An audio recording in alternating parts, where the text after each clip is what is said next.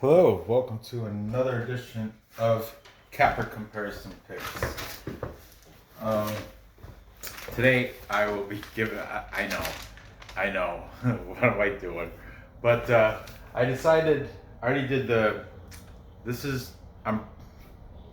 me start again. I'm doing the Capper Comparison Picks for UFC Fight Night Vegas 11, the remaining card or fights on the card.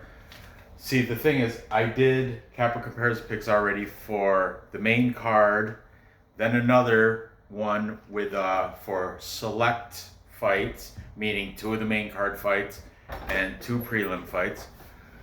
So this one, I'm gonna do the 4 prelim fights I didn't do. The only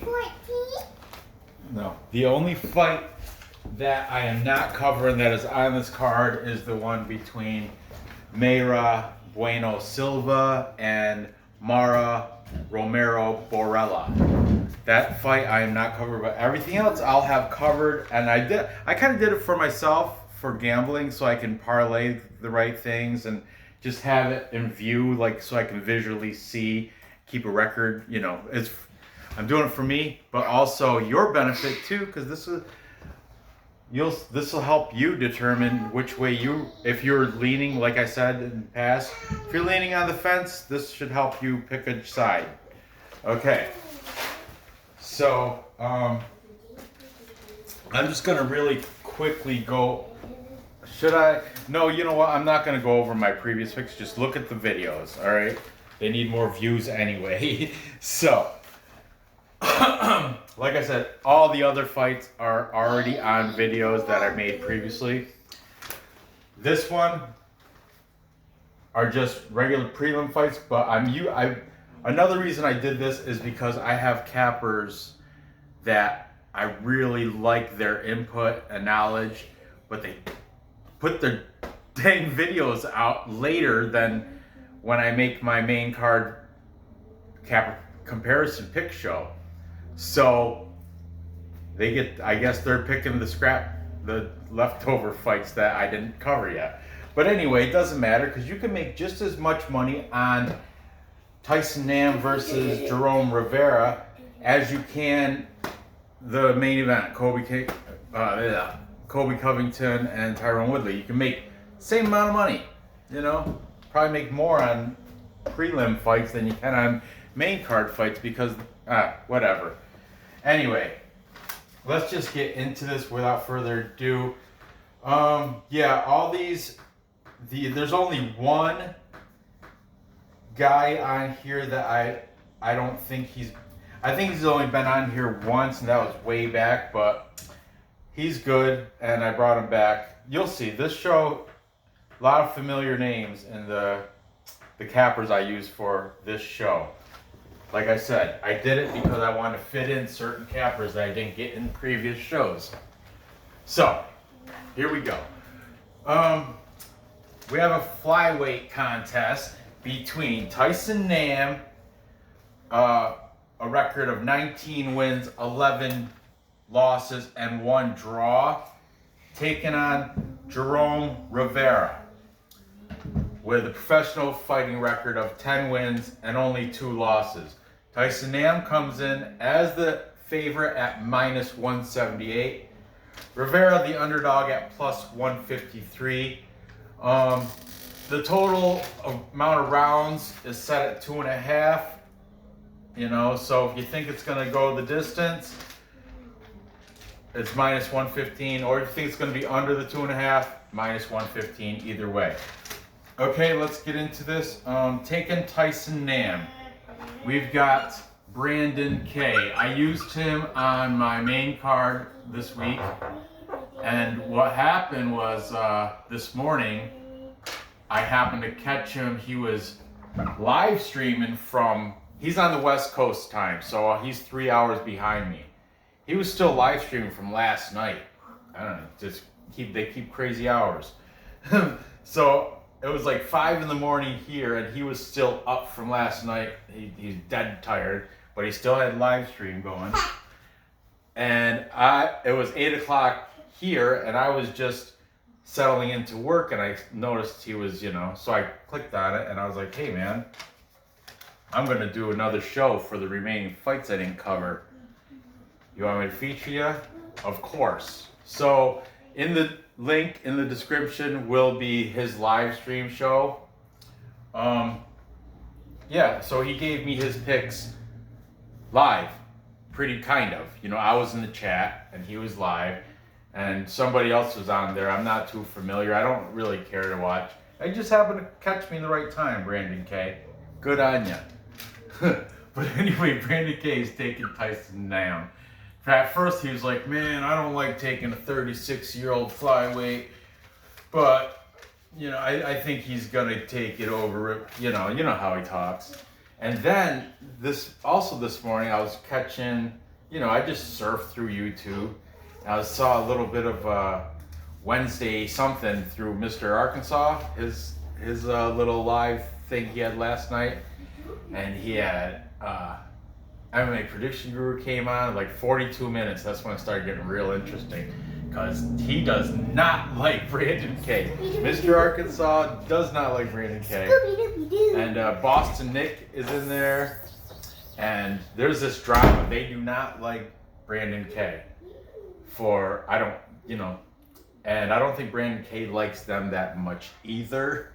But then we got MMA Prediction Guru. He's one of the guys that I had, he came late with his picks, and I wanted to use him, so I'm going to use him on these prelims. But anyway, back to what I was saying. MMA Prediction Guru went on to the Wednesday, I forgot what it's called, Mr. Arkansas's thing, and they were like, hey man, what are you doing going on BK's stream? And Prediction Guru's like, hey, dude, it's what? I mean, something. You guys talk smack about him, he talks smack about you, and it's all just whatever. But I don't get that far into the drama. I just thought it was kind of interesting when I flicked over to there, because I went over there looking for MMA picks, but what I got was just MMA handicapper drama, he said, she said stuff. It's fun if you're into that, but I was looking for picks. But anyway, Brandon K, he gave me his picks hot off the live feed this morning, okay? Also taking Tyson Nam is the MMA Prediction Guru. This was off his video, not live, but MMA Prediction Guru is saying Nam in the first by KO. Okay. And here's another one that I had to wait for, lay in, from UFC Gambling Addicts. I just put UGA, UFC Gambling Addicts. His name is Layton. He's taken Tyson Nam by decision. Definitely check him out. He's got this new format where he's doing it like fight night picks and doing individual videos for each fight. A lot of other people do it too. He used to do full card on one video with time markers, but now he's testing out this new format. Some people like it, some people hate it. I really could care less. It doesn't matter that much to me, bud. Just keep coming with those picks. Just do them earlier than Thursday, because I like to do the main event show Wednesday night. If you keep coming Thursday, same with you, MMA Prediction Guru. You want to do your picks on Thursday, I'm gonna be using them for prelim fights. If you want to get on that main card, I do that. I do prelims, or I'm sorry, I do, the select, I call it this. I usually do prelims, then the main, and this is the first time doing extra just to fit you guys in. You're welcome. Also taking Tyson Nam. My buddy, I just used him on the select fight card. UFC celebs and celebrities and classics. Vlad from CNC is also taking Tyson Nam. Vlad's great because he does his picks like a lot of them. He does early picks, so they're like 2 weeks. he's had him ready for 2 weeks.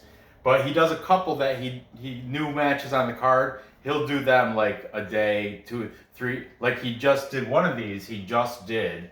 Maybe it was this one, Tyson Nam, like 3 days ago. So some of them are fresh, but I know some of these picks that he did like a month ago. Yeah, he looks that far into the future. Vlad, he's the real deal. He's good dude. I like him. And the only guy taking Jerome Rivera is MMA Betting Factory. Now I haven't used him, this guy, since I think the virus. I want to say I've definitely used him before, but I want to say it was before coronavirus hit, so it was way back when I started doing UFC. MMA Betting Factory, because I hate writing out this whole thing. I end up just putting, from now on, I'm just going to put Factory or Bet Factory or something like that. But anyway, he's saying Rivera by decision, only because he explained Tyson Nam does not throw enough volume punches. So, and Rivera is a lengthier guy. Tyson Nam is usually, for featherweight, he's usually a bigger dude, but this guy, Rivera, is actually lengthier. He's longer. Height, I think he's only got a couple inches, but he's just, his body's proportioned different. And proportioned differently. My English, right? He made some good points in the MMA Betting Factory there. I don't know. I didn't catch his name. I don't know if he says it or not. But Mr. Betting Factory did make some good points. However, I'm sticking with Nam, Tyson Nam. I'm going with the capper majority in this case. I'm not uncertain about the whole. I guess I have to pick because he's the favorite, so I have to pick how he's going to do it. Prediction Guru was saying first round KO, and I did see that last fight he had where he knocked that dude out first. I'm going to have to go with the same. I'm not picking the round, but I am going to say Tyson Nam by KO. It might happen in the second. I don't know. Okay. So there's that. Moving on. Next we have Darrick Minner taking on TJ Laramie. Darrick Minner has a professional record of 24 wins, 11 losses. He is the underdog at plus 240. TJ Laramie, he comes in, he has a nice record, 12 wins, only 3 losses. That's why he's the favorite at minus 280. Now this total of number of rounds is set at 1.5. If you think it's going to make it past 1.5 rounds, then you're paying a little bit of juice at minus 120. If you think the fight's gonna end before 1.5 rounds, minus 110. Okay, taking Darrick Minner, we have Brandon K on his live pick. This was the first one I asked him about, actually, and he was quick with it. He's taking even Darrick Minner. You know, he is the underdog, plus 240. Brandon K. Yeah. And then like Leighton from UFC Gambling Addicts, he never really said he's taking Minner, but I think he's leaning that way. He pretty much said Minner first round or bust. So meaning if he's got to do it in the first round, and he thinks he can, but if he doesn't, TJ Laramie's got it, because Minner's gas tank. Leighton was talking about Minner's gas tank, I do believe, and everybody knows Minner is a first round or bust type of fighter with the guillotine. Like, he's got a bunch of submissions, and they're all a lot of them are by guillotine choke, and a lot of them are the first round. So he's one of those guys. So I'm just I don't know, Leighton, you can fix it in the comments if you want, but I'm putting you under Darrick Minner. I'll even write first or bust. So I don't know how you are going to bet. Are you going to bet that? Are you going to bet first round for Minner? I'm assuming you are. You didn't come out and say that, but that's what I picked up from your talk. Okay? Taking TJ Laramie. We have Prediction Guru. He said Laramie is going to have a finish. I don't think he said which round. He may have, but I think I was jotting that down when I was driving. A lot of these things I jot when I'm driving, which is not good, but gotta do what you gotta do. I mean, I usually keep it on my brain, and then when I'm at a red light or stop red light, I'll scribble it in there. Okay, so don't worry, I'm not driving being a menace on the road. MMA Betting Factory. That guy. What did I say? Betting Factory. I'm gonna just put Bet Factory. He's saying a 3rd round submission. I like that. Stay detailed, bro. I like that. And finally, my buddy Vlad from UFC Celebrities and Classics. He is also taking TJ Laramie. Okay. In this situation, I flip-flopped a few times, but I think I'm going to go with Darrick Minner here. Due to the experience, he has way more fights under his, professional fights under his belt. And I did watch a little bit of tape on the guy, which I usually don't really watch tape, but he's underdog, so I wanted to give myself a little bit of support in my decision. So I'm taking Darrick Minner, and I'm taking him by submission. I think it's probably going to happen early, 1st round. Like I said, like Leighton said, 1st round or bust. But I don't think it's going to be. I don't think his gas tank's that bad. I mean, not from what I saw. Like I said, I don't study the tapes like you guys do. But I did look at it a little bit. I like Darrick Minner. I like in this at plus 240. That's another big, plus money junkie. I got a little, that's the gambler in me. But I'm taking Darrick Minner. I think he can get it done. I think he's going to get it done by submission. Finally, standing up. Whew. Moving on. Next, we have the girl fight. Jessica Rose Clark, taking on Sarah Alpar. Now, this one is a bantamweight fight. We got Jessica Rose Clark coming in at 9 wins, 6 losses, 1 no contest, and she's a favorite at minus 220. These odds are from Bet Online. They're from yesterday too, so they could have moved a little bit. Money could have came in one way or the other, but right? It's generally speaking, they're hovering around the same number. I don't think anything flew off drastically since last night actually. But anyway, Jessica Rose Clark is the favorite. Sarah Alpar 9-4. Underdog at plus 185. And the over-under, let's look at this now. 2.5 rounds. If you think it's going to go the distance, you're paying a lot. That's not even worth the bet. At minus 350, that is way too much juice. Don't take that. If you do think somebody's going to end it prior to 2.5 rounds, look at that payout, plus 275. But do any of these girls got it in them? I don't know. Alpar is a great wrestler from Oklahoma. Jessie, she's that girl from Australia. She's probably the prettiest UFC fighter there is right now, I think. That's a lot of these cappers said that. And to be honest with you, I think a lot of these cappers are picking her just because she's so pretty. The MMA betting, where is he? Betting Factory, this guy, oh, he's got a crush. I don't like face tattoos, but she does them just right.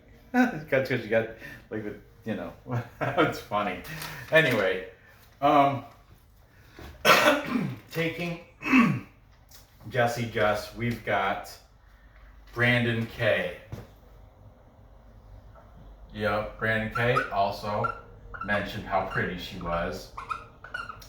It's not a beauty contest though, guys. It is not a beauty contest. These girls are fighting. It doesn't matter how cute you are out there. Yeah, it might be good to look at, but can you fight? That's the thing. Prediction Guru. He was strictly talking about fighting. He didn't mention looks, which he stayed on point. He's saying by decision. Now this guy brought in, I've used him before. I brought him in, okay, CNC, UFC, Celebs and Classics was brought in as a sub for these two because this guy, I wanted to use him. I've used him before, but he doesn't do every fight. But he did these two, so I used him for these two, and I used Vlad for these two down here. But we have Chris Cross from the Community MMA.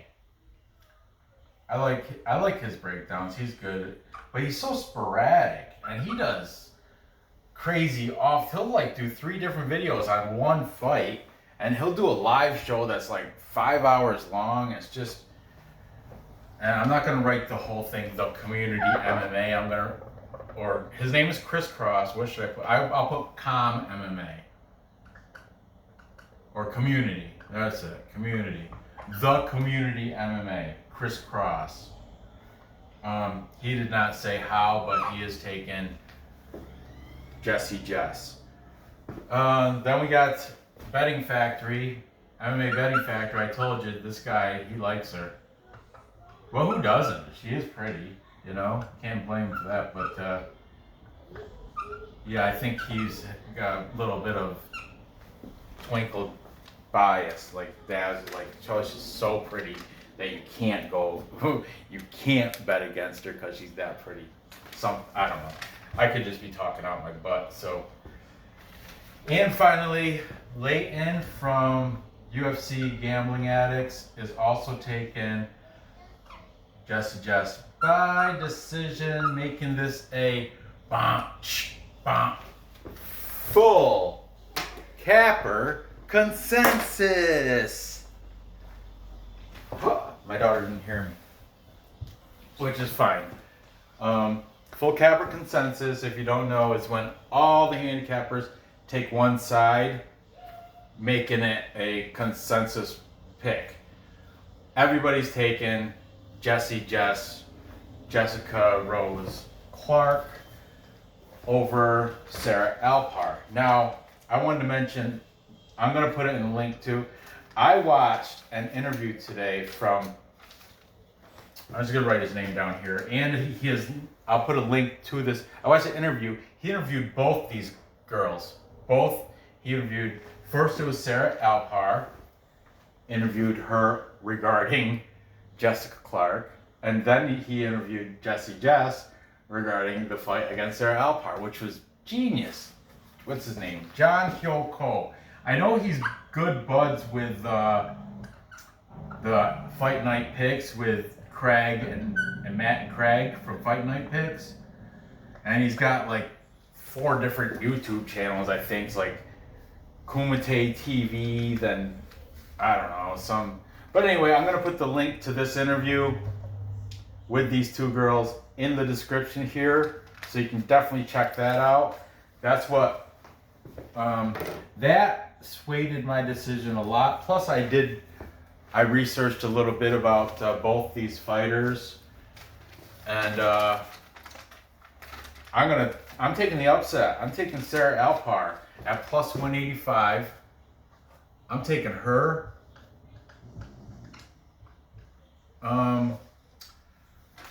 She's one heck of a wrestler. Don't get me wrong, Jessie has a lot of accolades too over in Australia. But Alpar, I was like looking through images. I saw some pictures of her when she was wrestling in high school. Then she wrestled in college, you know, and that high school wrestling. I was a high school wrestler. It's a girl wrestling in high school. It's a different. Well, you know, ask anybody. Female MMA almost a completely different sport than male MMA. It's just, there's a lot of similarities, but there's a ton of differences. And anyway, you have to treat it differently. That's what I learned by watching. One of these guys was saying that, maybe betting fact, I don't know. One of these guys was like, you have to look at girl fight, and a lot of these guys said that. You got to look at girl fights differently than you look at a male fight. Not to be chauvinistic or anything like that. It's just different. Okay, and like the pride thing, it's just, there's different variants that come into play. But these girls happen to be friends. Like they have no, I'm sure they're gonna give a little hug when it's all said and done. They're buddy. They're chummy. They're not in the same camp or nothing, but they've met each other and they have mutual respect for each other. And you'll see that in this video with John, with his interview with John Hyun Cole. Okay, so I'm taking the upset there. Because she's a plus number, I don't have to say how it's gonna happen. I think it's probably gonna go to decision. I think she's gonna drag it out with the wrestling, smother her. Maybe she might get a submission. That could happen too. She submitted that girl on the Dana White's Contender Series, that Jenna or Shayna something. I forget, but yeah. And I think sorry, I'm not done yet. Jessica Rose Clark, I think she lost her last two. Sarah Alpar, even though this is her UFC debut, but in the other leagues or whatever she's from, I think she's on her 7-fight streak.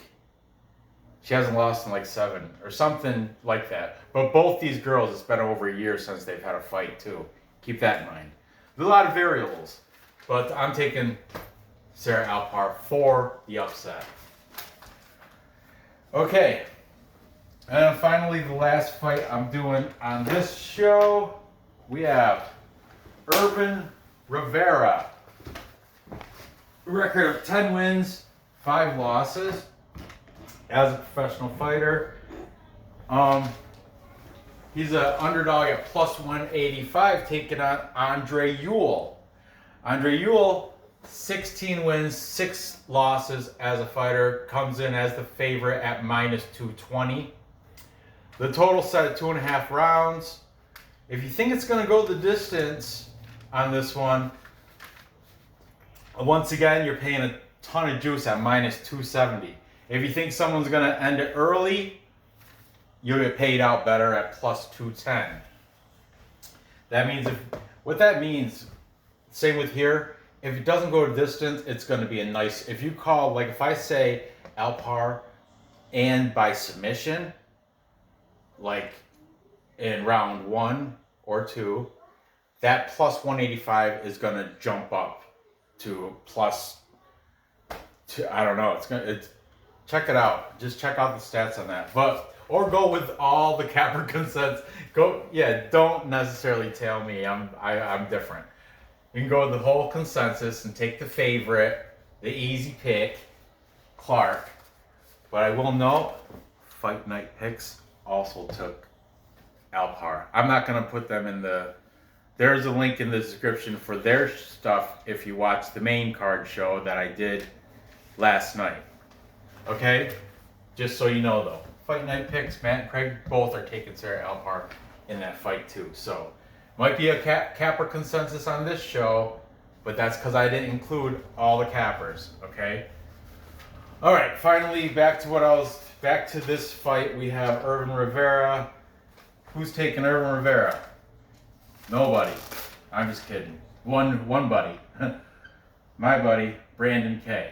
The hated but respected Brandon K. is taking Irwin Rivera.